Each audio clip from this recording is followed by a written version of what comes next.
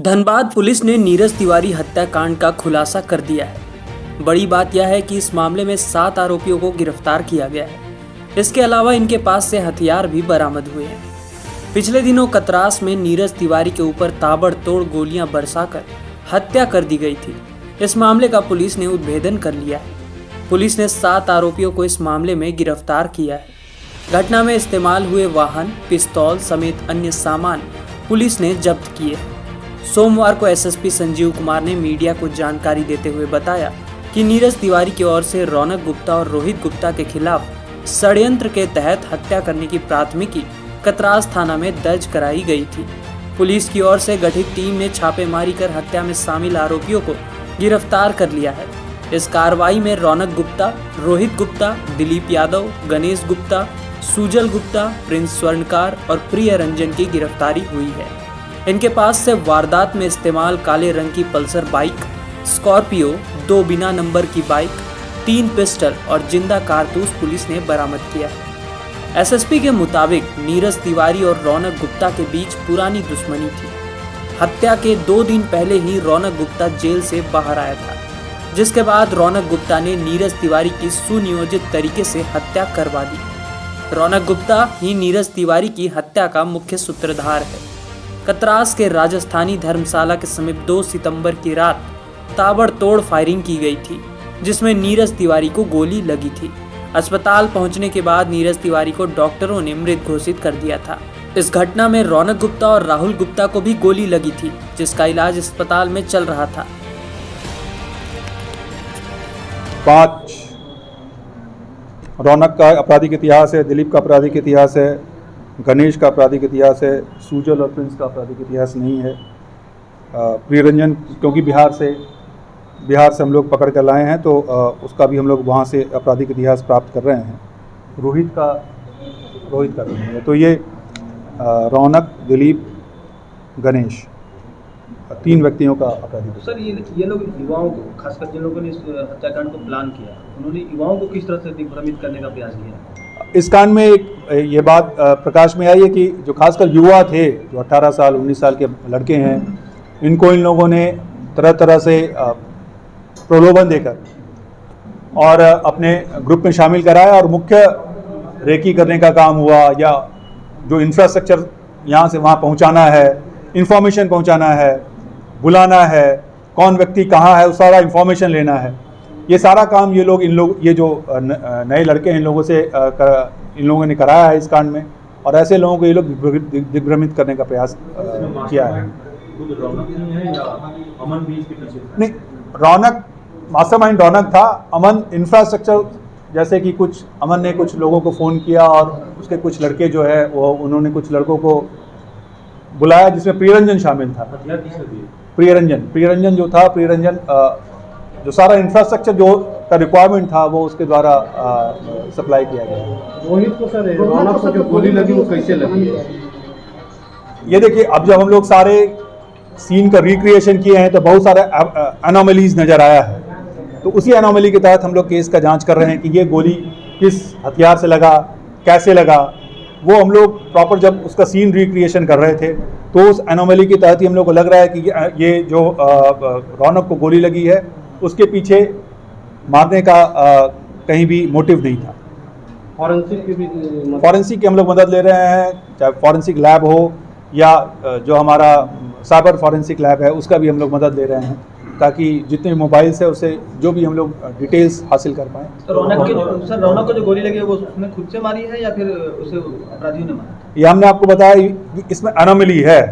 रौनक को जो गोली लगी है वो गोली एग्जैक्ट अलग है, तो वो उस बारे में हम लोग जो विस्तृत अनुसंधान हम लोगों ने किया। सर, रौनक और नीरज दोनों ही अवैध कोयला कारोबार थे, तो क्या टसन का कारण सबसे बड़ा यही तो नहीं? देखिए, रौनक और नीरज दोनों कई कांडों में अभियुक्त थे, चाहे वो अपराध हो, चाहे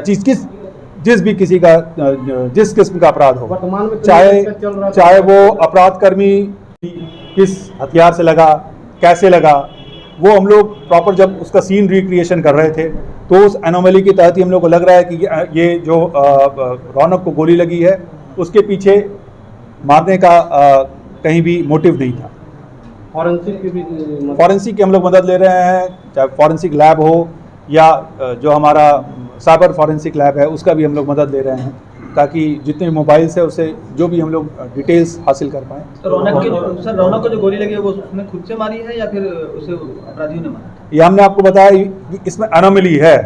रौनक को जो गोली लगी है वो गोली एग्जैक्ट अलग है, तो वो उस बारे में हम लोग जो विस्तृत अनुसंधान हम लोगों ने किया। सर, रौनक और नीरज दोनों ही अवैध कोयला कारोबार से, तो क्या टसन का कारण सबसे बड़ा यही तो नहीं है? देखिए, रौनक और नीरज दोनों कई कांडों में अभियुक्त थे, चाहे वो अपराध हो, चाहे जिस भी किसी का जिस किस्म का अपराध हो, वर्तमान में तो चाहे नीरज का चल रहा था। चाहे वो अपराध कर्मी चोरी से संबंधित हो या रंगदारी से संबंधित हो, गोलीबारी से संबंधित हो, और सभी अपराध के क्रम में दोनों का आपस में कई जगह टकराव हुआ था।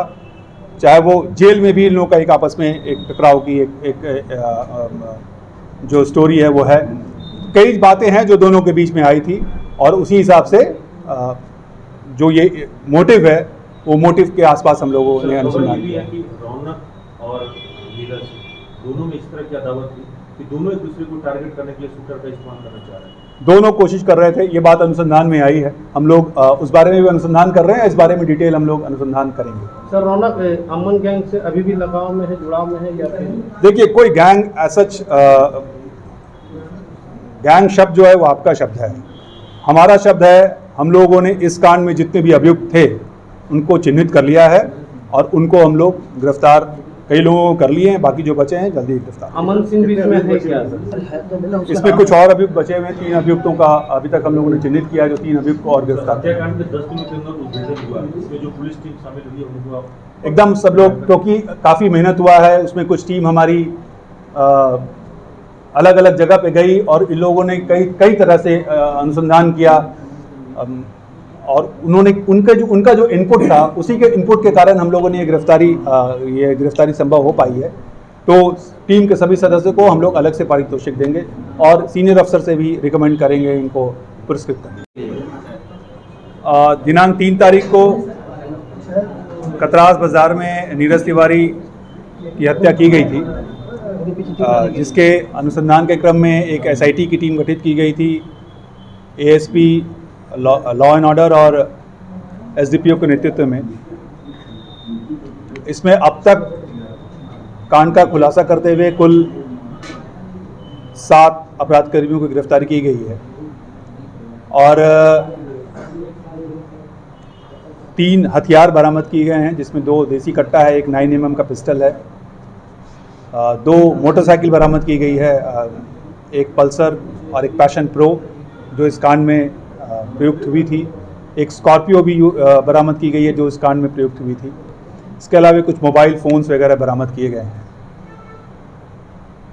घटना के क्रम में जो वादी के द्वारा आरोप लगाया गया था कि रौनक गुप्ता के ऊपर आरोप लगाया गया था, जो अनुसंधान के क्रम में सत्य पाया गया है कि जो हत्या का इनिशिएशन है वो रौनक गुप्ता अभी कुछ दिनों पहले ही जेल से छूट कर आया था, और उसी के द्वारा सारा ये षड्यंत्र रचा गया है।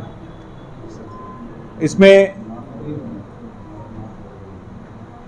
जो और 6 व्यक्ति गिरफ्तार हुए हैं वो दिलीप यादव, गणेश गुप्ता, सुजल गुप्ता, प्रिंस सोनकार, प्रिय रंजन एवं रोहित गुप्ता। वर्तमान में जो अब तक अनुसंधान में पाया गया है कि कुल 2 मोटरसाइकिल इसमें प्रयुक्त हुई थी जो हत्या कारित करने के लिए गई थी, और हत्या के बाद भागने के लिए इन लोगों ने स्कॉर्पियो यूज़ किया था, और यहाँ से जो टीम है वो बिहार घटना करने के बाद भाग गई थी। हमारी टीम यहाँ से 3 टीम बनी थी, स्पेशल टीम जो जमुई गई थी, एक टीम पटना गई थी, एक टीम सीवान गई थी। तीनों जगह पे हम लोगों ने विभिन्न स्रोतों से विभिन्न जानकारी हासिल की, और फाइनली हम लोग इन 7 अभियुक्तों को गिरफ्तार करने में सफल हुए। हत्या के पीछे कारण क्या है? अभी तक के अनुसंधान में ये पता चला है कि रोहित गुप्ता और नीरज के बीच एक रौनक गुप्ता और नीरज के बीच एक पुराना इन लोगों के बीच संबंध खराब था, और कई चीज़ों पे इन लोग को आपस में रार था। एक दूसरे के ऊपर ये लोग कई तरह के इल्ज़ाम लगाए थे।